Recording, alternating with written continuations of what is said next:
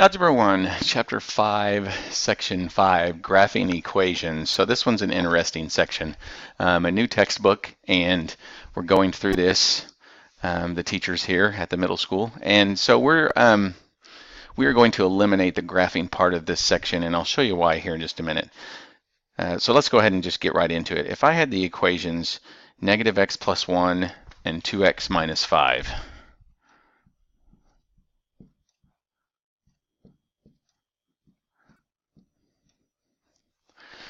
and the title of this lesson is actually solving equations by graphing.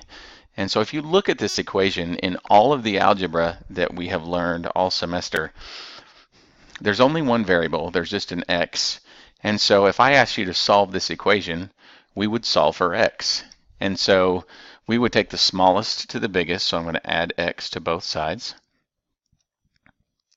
And that's going to give me 1 equals 3x minus 5. And then if I'm solving for x, I need to add that 5 to both sides. And I get 6 equals 3x. I'm going to go ahead and change that around because I like the x to be on the left. So 3x equals 6. And then I'm going to solve for x. And that's my answer. My solution is 2.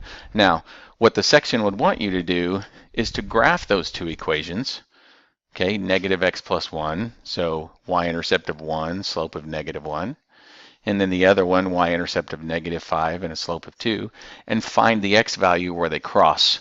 But I think that that is something that we don't need to focus on because we've just got done graphing systems. We're solid with them.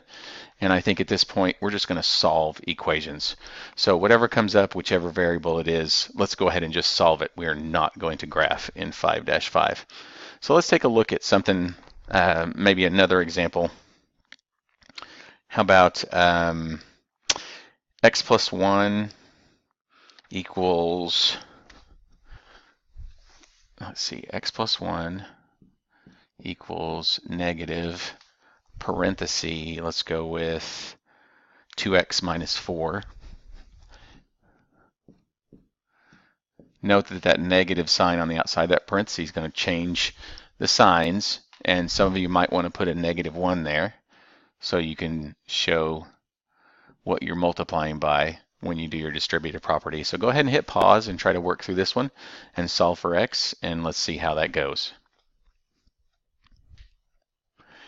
Okay, if you hit pause, we're back. If you didn't hit pause, hey, guess what? We're back too. So I'm going to go ahead and keep this x plus 1, and then I'm going to do my distributive property. So that's going to be negative 1 times 2x gives me negative 2x, and negative 1 times negative 4 gives me positive 4. And so I'm going to take the smallest to the biggest. So I'm going to take that negative 2x to the left, and I'm going to add that. Combine like terms over here. Again, you might want to put a 1 there. That's 1x plus 2x. That gives me 3x. Bring down that plus 1 that we have right there. And over on the other side, the negative 2x plus 2x canceled. So I'm just left with 4. We're going to go ahead and subtract the 1. We get 3x equals 3. And our final step, divide by 3, and x equals 1. So again, this is just going to give us another opportunity just to work through some algebraic equations, and I like them this way a lot better. Now, the only difference is you might see on the work, you're going to see some that are actually graphed. All you got to do is find that x value of whatever is graphed. There are some on here with some fractions. Let me see if I can find a fraction one for us. Yeah, there we go. Let's do 1/2 x minus 3 equals 2x.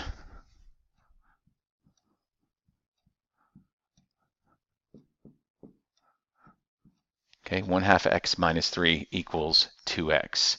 So which is smaller, positive 2 or positive 1/2? Obviously the fraction is going to be. So we're going to subtract 1/2 from both sides. That's going to give us negative 3. And 2 minus 1/2 is going to be 1 and 1/2. As an improper fraction, that's going to be 3 over 2. What that would look like is I would have 2 over 1 minus 1/2. I need common denominators, so my common denominators are going to be 2. And if I multiply that 1 by a 2, I multiply the top. So that's 4 halves minus 1/2, which gives me 3 halves, and then I attach my x to it. So now, way back when, it's been a long time since we've done this. So if we have a fraction connected to a variable, we are going to get rid of that fraction by multiplying by the reciprocal. So we're going to multiply both sides by 2/3. What that does is cancel the 2's, cancels the 3's, just leaving me x. And here, I make my -3 into a fraction, not going to worry about the signs. So 3 is going to go into 3 one time, so that's a -1. And 2 times -1 is -2. Okay, so fractions aren't so scary anymore. We're starting to see them a lot more.